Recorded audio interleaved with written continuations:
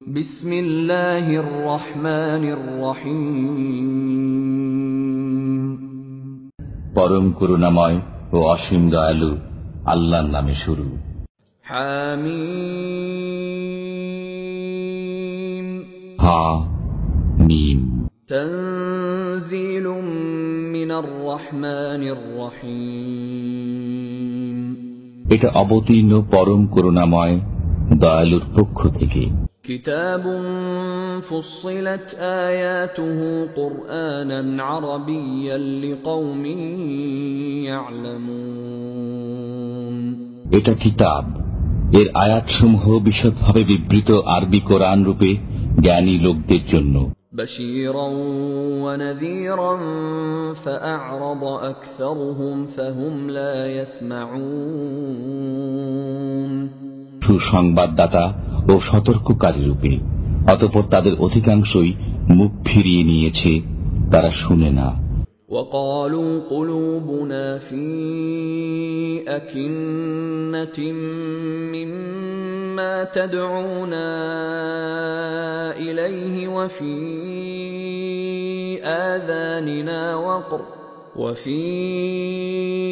آذاننا وقر ومن بيننا وبينك حجاب فاعمل إننا عاملون।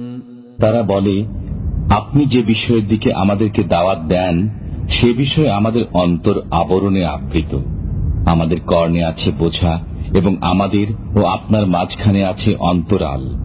অতএব আপনি আপনার কাজ করুন এবং আমরা আমাদের কাজ করি।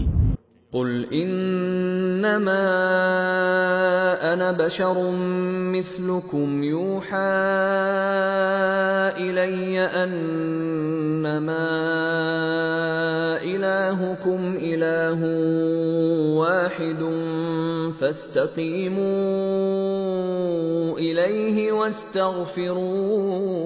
واستغفروه وويل للمشركين। বলুন, আমিও তোমাদের মতোই মানুষ।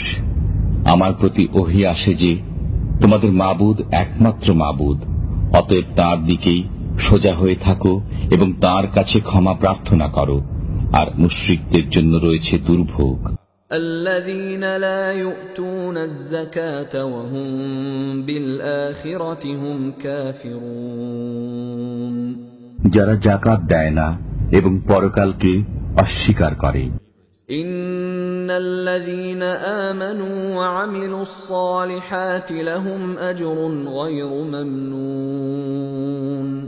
নিশ্চয় যারা বিশ্বাস স্থাপন করে ও সৎকর্ম করে তাদের জন্য রয়েছে অফুরন্ত পুরস্কার। قل أئنكم لتكفرون بالذي خلق الأرض في يومين وتجعلون له أندادا ذلك رب العالمين।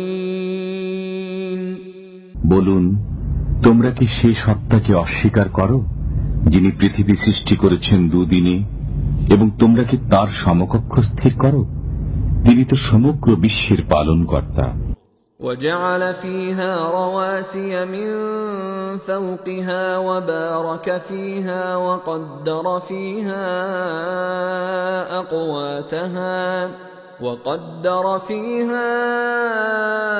أقواتها في 4 أيام سواء للسائلين।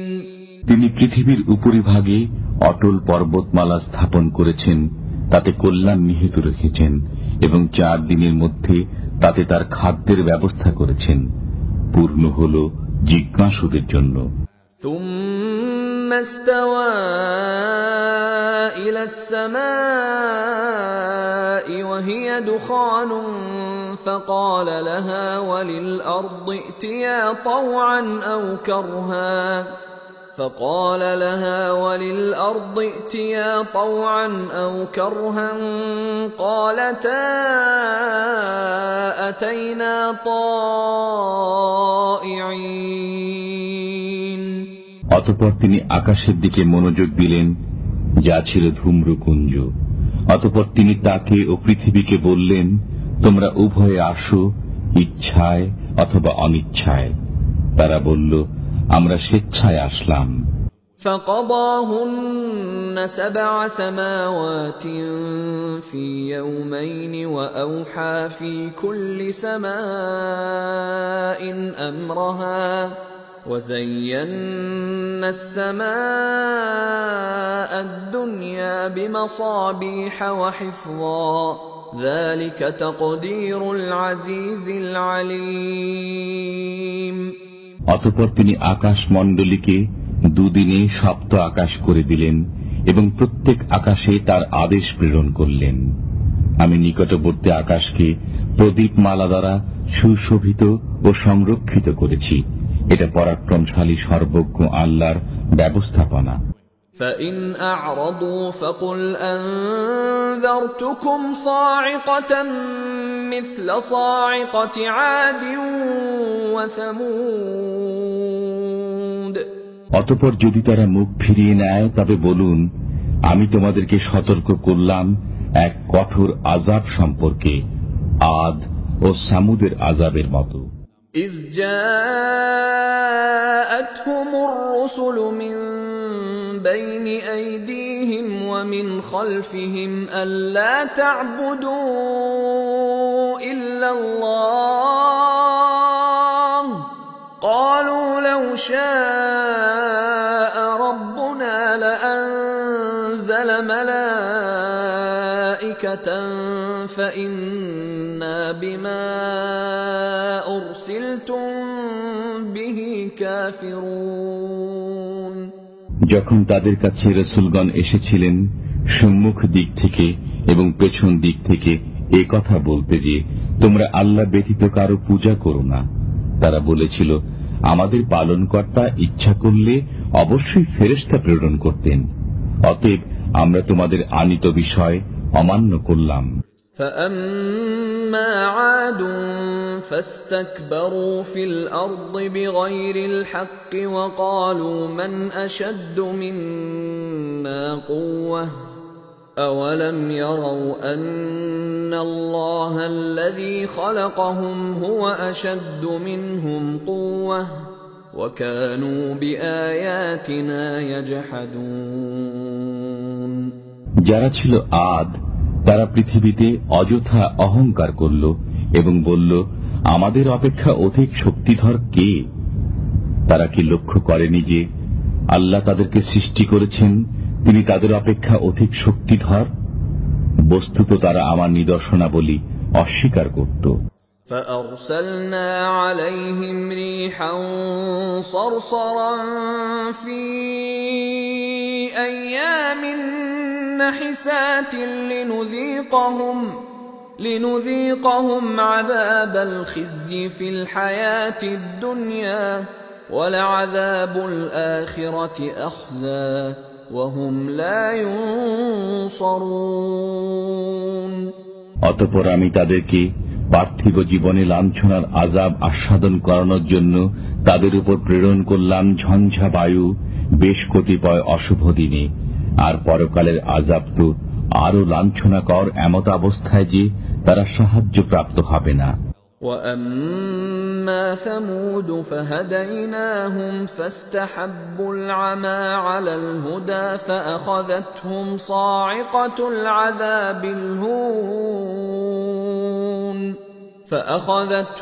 صَاعِقَةُ الْعَذَابِ الْهُونِ بِمَا كَانُوا يَكْسِبُونَ। আর যারা সামুদ, আমি তাদেরকে পথ প্রদর্শন করেছিলাম, অতঃপর তারা সৎ পথের পরিবর্তে অন্ধ থাকাই পছন্দ করল। অতঃপর তাদের কৃতকর্মের কারণে তাদেরকে অবমাননাকর আযাবের বিপদ এসে ধৃত করল। وَنَجَّيْنَا الَّذِينَ آمَنُوا وَكَانُوا يَتَّقُونَ। যারা বিশ্বাস স্থাপন করেছিল ও সাবধানে চলত, আমি তাদেরকে উদ্ধার করলাম। وَيَوْمَ يُحْشَرُ أَعْدَاءُ اللَّهِ إِلَى النَّارِ فَهُمْ يُوزَعُونَ। যেদিন আল্লাহর শত্রুদেরকে একত্র করা হবে حتى إذا ما جاءوها شهد عليهم سمعهم وأبصارهم وجلودهم بما كانوا يعملون তারা যখন জাহান্নামের কাছে পৌঁছবে তখন তাদের কান, চক্ষু ও ত্বক তাদের কর্ম সম্পর্কে সাক্ষ্য দেবে। وقالوا لجلودهم لم شهدتم علينا قالوا أنطقنا الله الذي أنطق كل شيء وهو خلقكم أول مرة وإليه ترجعون তারা তাদের ত্বককে বলবে, তোমরা আমাদের বিপক্ষে সাক্ষ্য দিলে কেন? তারা বলবে যে আল্লাহ সবকিছুকে বাকশক্তি দিয়েছেন, তিনি আমাদেরকেও বাকশক্তি দিয়েছেন। তিনি তোমাদেরকে প্রথমবার সৃষ্টি করেছেন এবং তোমরা তাঁরই দিকে প্রত্যাবর্তিত হবে।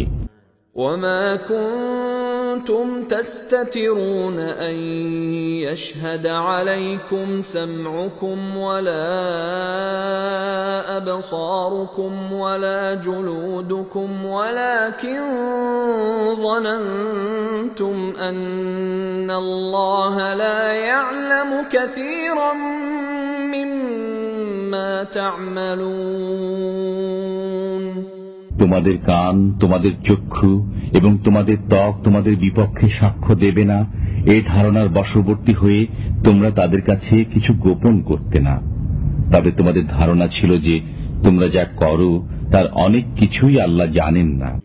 وذلكم ظنكم الذي ظننتم بربكم أرداكم فأصبحتم من الخاسرين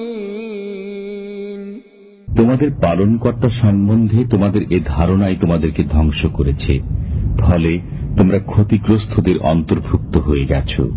فإن يصبروا فالنار مثوى لهم وإن يستعتبوا فما هم من المعتبين অতঃপর যদি তারা সবর করে তবুও জাহান্নামই তাদের আবাসস্থল, আর যদি তারা ওজর খাহি করে তবে তাদের ওজর কবুল করা হবে না। وَقَيَّضْنَا لَهُمْ قُرَنَاءَ فَزَيَّنُوا لَهُم مَّا بَيْنَ أَيْدِيهِمْ وَمَا خَلْفَهُمْ وَحَقَّ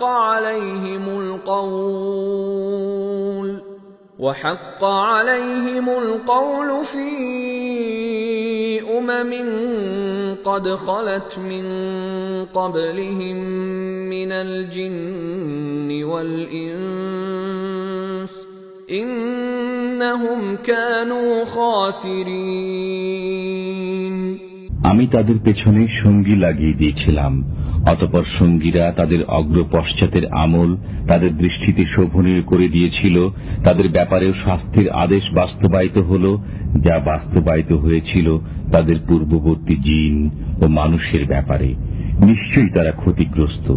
وقال الذين كفروا لا تسمعوا لهذا القرآن والغوا فيه لعلكم تغلبون আর কাফিররা বলে, তোমরা এ কোরআন শ্রবণ করো না এবং এর আবৃত্তিতে হট্টগোল সৃষ্টি করো, যাতে তোমরা জয়ী হও। فَلَنُذِيقَنَّ الَّذِينَ كَفَرُوا عَذَابًا شَدِيدًا وَلَنَجْزِيَنَّهُمْ أَسْوَأَ الَّذِي كَانُوا يَعْمَلُونَ আমি অবশ্যই কাফিরদেরকে কঠিন আযাব আস্বাদন করাবো এবং আমি অবশ্যই তাদেরকে তাদের মন্দ ও হীন কাজের প্রতিফল দেব। ذلك جزاء أعداء الله النار لهم فيها دار الخلد جزاء بما كانوا بآياتنا يجحدون এটা আল্লাহর শত্রুদের শাস্তি, জাহান্নাম, তাতে তাদের জন্য রয়েছে স্থায়ী আবাস, আমার আয়াতসমূহ অস্বীকার করার প্রতিফল স্বরূপ। وقال الذين كفروا ربنا أرنا الذين أضلانا من الجن والإنس نجعلهما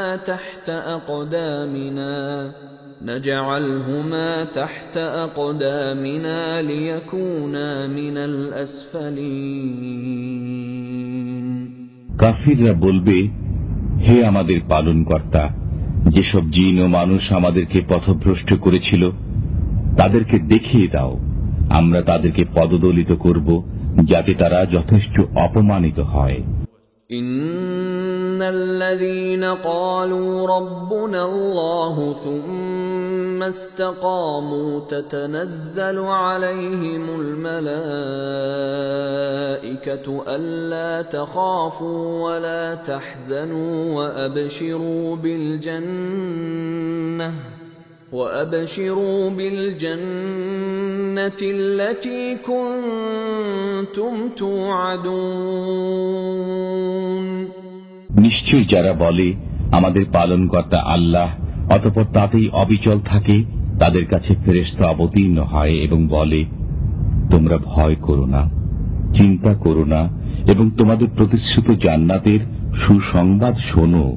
নাহনু আউলিয়াউকুম ফিল হায়াতিদ দুনিয়া ওয়া ফিল আখিরাহ ওয়া লাকুম ফিহা মা তাশতাহি আনফুসুকুম ওয়া লাকুম ফিহা মা তাদউন। ইহকালে ও পরকালে আমরা তোমাদের বন্ধু, সেখানে তোমাদের জন্য আছে যা তোমাদের মন চায়, এবং সেখানে তোমাদের জন্য আছে যা তোমরা দাবি করো। নুজুলাম মিন গফুরির রহিম। এটা ক্ষমাশীল করুণাময়ের পক্ষ থেকে সাদর আপ্যায়ন। ومن أحسن قولا ممن دعا إلى الله وعمل صالحا وقال إنني من المسلمين। যে আল্লাহর দিকে দাওয়াত দেয়, সৎকর্ম করে এবং বলে আমি একজন আজ্ঞাবহ, তার কথা অপেক্ষা উত্তম কথা আর কার? ولا تستوي الحسنة ولا السيئة ادفع بالتي هي أحسن فإذا الذي بينك وبينه عداوة كأنه ولي حميم। সমান নয় ভালো মন্দ, জবাবে তাই বলুন যা উৎকৃষ্ট, তখন দেখবেন আপনার সাথে যে ব্যক্তির শত্রুতা রয়েছে সে যেন অন্তরঙ্গ বন্ধু। وما يلقاها إلا الذين صبروا وما يلقاها إلا ذو حظ عظيم। এই চরিত্র তারাই লাভ করে যারা সবর করে, এবং এই চরিত্রের অধিকারী তারাই হয় যারা অত্যন্ত ভাগ্যবান। وَإِمَّا يَنزَغَنَّكَ مِنَ الشَّيْطَانِ نَزْغٌ فَاسْتَعِذْ بِاللَّهِ إِنَّهُ هُوَ السَّمِيعُ الْعَلِيمُ। যদি শয়তানের পক্ষ থেকে আপনি কিছু কুমন্ত্রণা অনুভব করেন, তবে আল্লাহ শরণাপন্ন হন, নিশ্চয়ই তিনি সর্বশ্রোতা, সর্বজ্ঞ। وَمِنْ آيَاتِهِ اللَّيْلُ وَالنَّهَارُ وَالشَّمْسُ وَالْقَمَرُ لَا تَسْجُدُوا لِلشَّمْسِ وَلَا لِلْقَمَرِ وَاسْجُدُوا لِلَّهِ الَّذِي خَلَقَهُنَّ إِن كُنتُمْ إِيَّاهُ تَعْبُدُونَ। তার নিদর্শনসমূহের মধ্যে রয়েছে দিবস, রজনী, সূর্য ও চন্দ্র। তোমরা সূর্যকে সিজদা করো না, চন্দ্রকেও না, আল্লাহকে সিজদা করো যিনি এগুলো সৃষ্টি করেছেন, যদি তোমরা নিষ্ঠার সাথে শুধুমাত্র তাঁরই ইবাদত করো। فإن استكبروا فالذين عند ربك يسبحون له بالليل والنهار وهم لا يسأمون। অতঃপর তারা যদি অহংকার করে তবে যারা আপনার পালনকর্তার কাছে আছে তারা দিবারাত্রি তার পবিত্রতা ঘোষণা করে এবং তারা ক্লান্ত হয় না। ومن آياته أنك ترى الأرض خاشعة فإذا أنزلنا عليها الماء اهتزت وربت إن الذي أحياها لمحيي الموتى إنه على كل شيء قدير। তার এক নিদর্শন এই যে তুমি ভূমিকে দেখবে অনুর্বর পড়ে আছে, অতঃপর আমি যখন তার উপর বৃষ্টি বর্ষণ করি তখন সে শস্য শ্যামল ও স্ফীত হয়। নিশ্চয়ই যিনি একে জীবিত করেন তিনি জীবিত করবেন মৃতদেরকেও, নিশ্চয়ই তিনি সবকিছু করতে সক্ষম। إن الذين يلحدون في آياتنا لا يخفون علينا أفمن يلقى في النار خير أم من يأتي آمنا يوم القيامة اعملوا ما شئتم إنه بما تعملون بصير। নিশ্চয় যারা আমার আয়াতসমূহের ব্যাপারে বক্রতা অবলম্বন করে তারা আমার কাছে গোপন নয়। যে ব্যক্তি জাহান্নামে নিক্ষিপ্ত হবে সে শ্রেষ্ঠ না যে কিয়ামতের দিন নিরাপদে আসবে? তোমরা যা ইচ্ছা করো, নিশ্চয় তিনি দেখেন যা তোমরা করো। إن الذين كفروا بالذكر لما جاءهم وإنه لكتاب عزيز। নিশ্চয় যারা কোরআন আসার পর তার অস্বীকার করে তাদের মধ্যে চিন্তা ভাবনার অভাব রয়েছে। এটা অবশ্যই এক সম্মানিত গ্রন্থ। لا يأتيه الباطل من بين يديه ولا من خلفه تنزيل من حكيم حميد। এতে মিথ্যার প্রভাব নেই, সামনের দিক থেকেও নেই এবং পেছন দিক থেকেও নেই। এটা প্রজ্ঞাময় প্রশংসিত আল্লাহর পক্ষ থেকে অবতীর্ণ। ما يقال لك إلا ما قد قيل للرسل من قبلك إن ربك لذو مغفرة وذو عقاب أليم।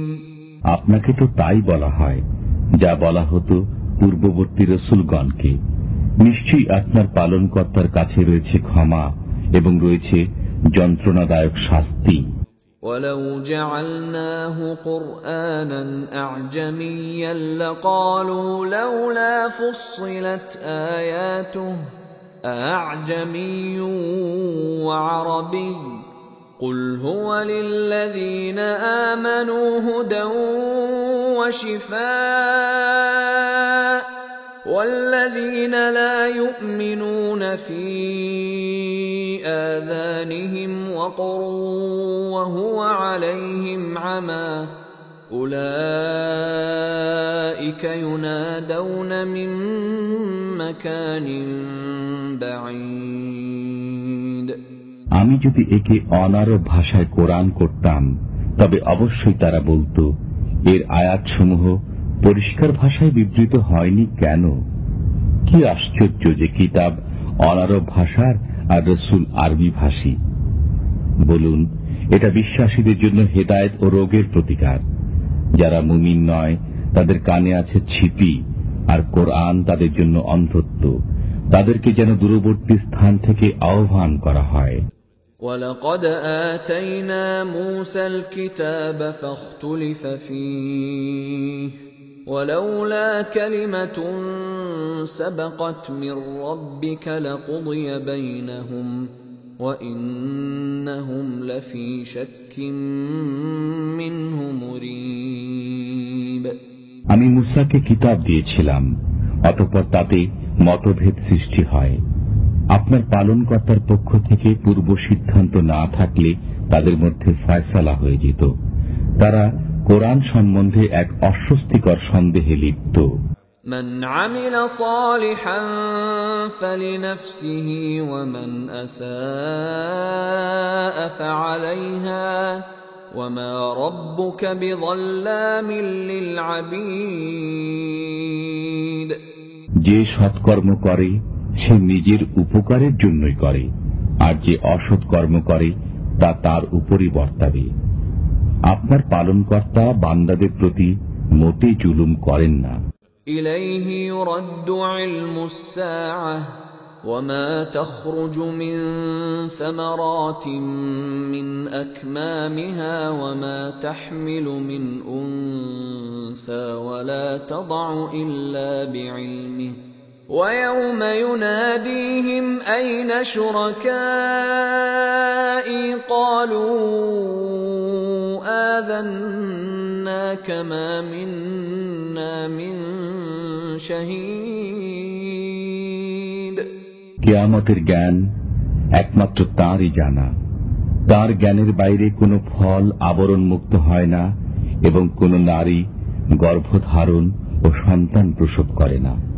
যেদিন আল্লাহ তাদেরকে ডেকে বলবেন, আমার শরীকরা কোথায়, সেদিন তারা বলবে, আমরা আপনাকে বলে দিয়েছি যে আমাদের কেউ এটা স্বীকার করে না।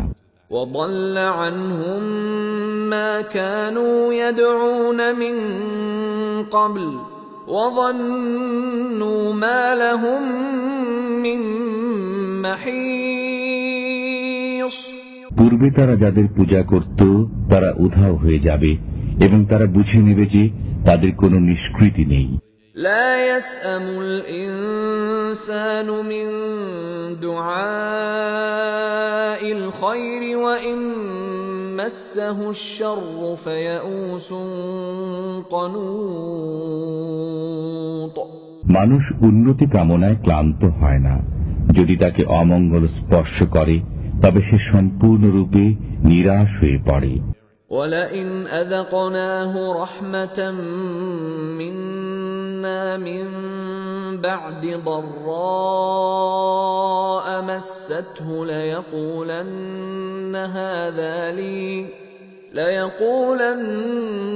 هَذَا لِي وَمَا أَظُنُّ السَّاعَةَ قَائِمَةً وَلَئِن رُّجِعْتُ إِلَى رَبِّي إِنَّ لِي عِندَهُ لَلْحُسْنَى فَلَنُنَبِّئَنَّ الَّذِينَ كَفَرُوا بِمَا عَمِلُوا وَلَنُذِيقَنَّهُم مِّنْ عَذَابٍ غَلِيظٍ। বিপদ আপদ স্পর্শ করার পর আমি যদি তাকে আমার অনুগ্রহ আস্বাদন করাই, তখন সে বলতে থাকে, এটা যে আমার যোগ্য প্রাপ্য। আমি মনে করি না যে কিয়ামত সংঘটিত হবে। আমি যদি আমার পালনকর্তার কাছে ফিরে যাই তবে অবশ্যই তার কাছে আমার জন্য কল্যাণ রয়েছে। অতএব আমি কাফিরদেরকে তাদের কর্ম সম্পর্কে অবশ্যই অবহিত করব এবং তাদেরকে অবশ্যই আস্বাদন করাব কঠিন শাস্তি। وَإِذَا أَنْعَمْنَا عَلَى الْإِنسَانِ أَعْرَضَ وَنَأَىٰ بِجَانِبِهِ وَإِذَا مَسَّهُ الشَّرُّ فَذُو دُعَاءٍ عَرِيضٍ। আমি যখন মানুষের প্রতি অনুগ্রহ করি তখন সে মুখ ফিরিয়ে নেয় এবং পার্শ্ব পরিবর্তন করে, আর যখন তাকে অনিষ্ট স্পর্শ করে তখন সুদীর্ঘ দোয়া করতে থাকে। قُلْ أَرَأَيْتُمْ إِنْ كَانَ مِنْ عِنْدِ اللَّهِ ثُمَّ كَفَرْتُمْ بِهِ مَنْ أَضَلُّ مِمَّنْ هُوَ فِي شِقَاقٍ بَعِيدٍ। বলুন, তোমরা ভেবে দেখেছ কি যদি এটা আল্লাহর পক্ষ থেকে হয় অতঃপর তোমরা একে অমান্য করো, তবে যে ব্যক্তি ঘোর বিরোধিতা লিপ্ত তার চাইতে অধিক পথভ্রষ্ট আর কে? سنريهم آياتنا في الآفاق وفي أنفسهم حتى يتبين لهم أنه الحق أولم يكف بربك أنه على كل شيء شهيد। এখন আমি তাদেরকে আমার নিদর্শনাবলী প্রদর্শন করব পৃথিবীর দিগন্তে এবং তাদের নিজেদের মধ্যে, ফলে তাদের কাছে ফুটে উঠবে যে এই কোরআন সত্য। আপনার পালনকর্তা সর্ববিষয়ে সাক্ষ্যদাতা, এটা কি যথেষ্ট নয়? ألا إنهم في مرية من لقاء ربهم ألا إنه بكل شيء محيط। শুনে রাখো, তারা তাদের পালনকর্তার সাথে সাক্ষাতের ব্যাপারে সন্দেহে পতিত রয়েছে। শুনে রাখো, তিনি সব কিছুকে পরিবেষ্টন করে রয়েছেন।